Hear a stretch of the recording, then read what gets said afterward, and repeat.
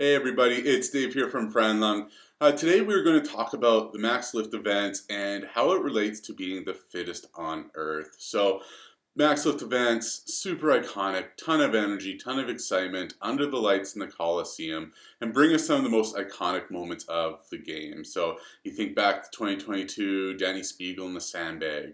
2021, you got Annie Thorsdottir and Guy breaking through in the max snatch event. You got 2019 with Tia and Matt winning the max clean event. So some of the most iconic moments that we see each year at the games happen in those max lift events. So just curious from my perspective is like, how often does the winner of these events go on to win the CrossFit Games, or even how does it play a factor in their CrossFit game finishes? So gone back to 2015, taking a look at the fittest on earth of each year and just how they did in the max lift events during those victories. So we'll start off most recently, Justin Medeiros, so the two-time reigning fittest man on earth.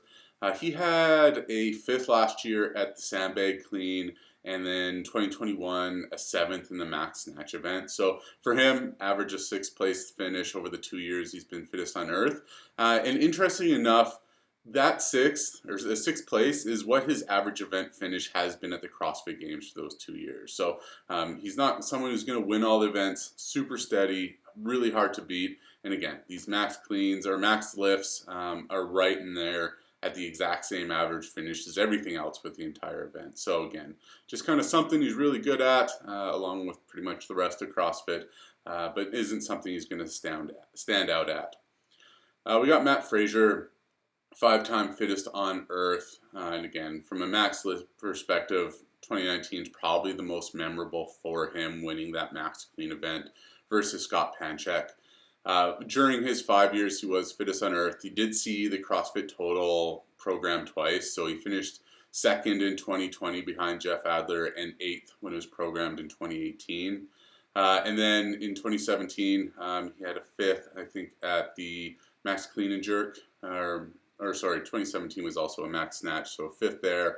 And then his worst finish in a max lift was 23rd back in 2016 at the ranch deadlift ladder. So for the most part, top 10 finishes, top 5 finishes for Fraser. It's just kind of that first year. You see the anomaly with the 23rd place finish.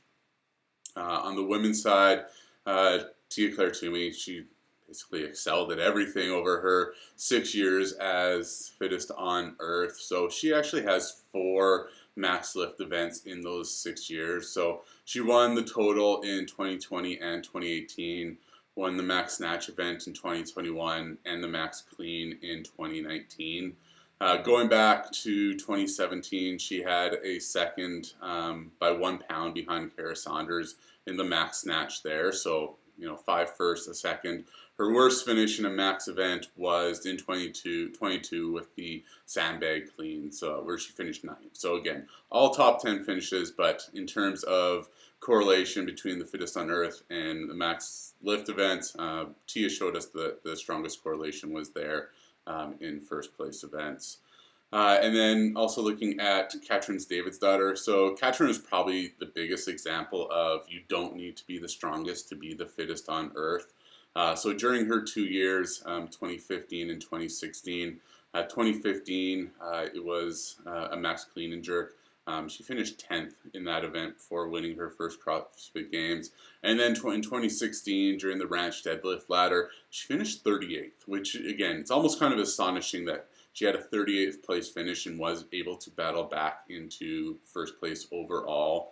That deadlift ladder was the second event, so there was plenty of room to battle back, but again, at the same time, from a mental perspective, it was the second event, and she was in a big hole, so challenges both ways in terms of coming back. I guess also skipped over on the men's side was Ben Smith in 2015 when he was fittest on earth.